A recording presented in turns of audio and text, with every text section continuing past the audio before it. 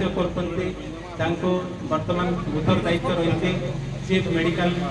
officer हिसाब से जिले में से कैटेगोराइजेशन करेंगे से कैटेगोराइजेशन अनुसार आम जिले में जिते सब शिशु आसवे से परवर्ती लीगल प्रोसेस रे लिंक कर खूब शीघ्र से पिलाटी कि भाव में एक पितामाता कोल टेकीदेबू तार व्यवस्था ये जिला प्रशासन नहीं एवं आम ये जो कैटेगोराइजेशन कर फिजिकल स्तर में पाखापाखि 59 कैटेगरी कर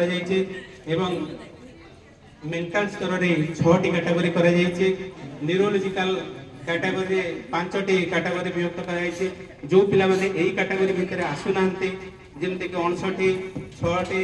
एवं 5 कैटेगरी ताको स्वतंत्र भाव में अदर कैटेगरी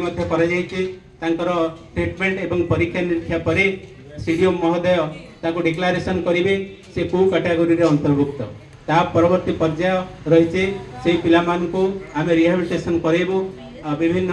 जो अनुष्ठान अच्छे तार कैटेगरी बयस सीमा को लेकिन जो मैंने 6 वर्ष भितर आसवे से पिला को आम सारे रखी था स्पेशल एडॉप्शन एजेंसी बलांगीर जिले में जहाँ ग्रामंगल पाठागार परिचालना करुँच समस्त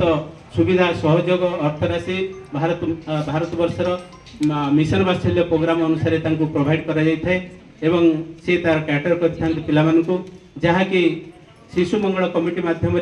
प्रोडक्शन कराई एवं तार परवर्ती लीगल प्रोसेस से जोगाई दि जाए परवर्ती पर्याय से लीगल फ्री होला परे एक पोष्य संतान ग्रहण करुवा इच्छा रखिथिबा बापा माँ मैंने से आपणे पारंती तेरे आज विशेष दिन में आम अनुरोध करूँ समस्त अतिथि सहित जिलापाल महोदय को आज आम जो घूरणा केन्द्र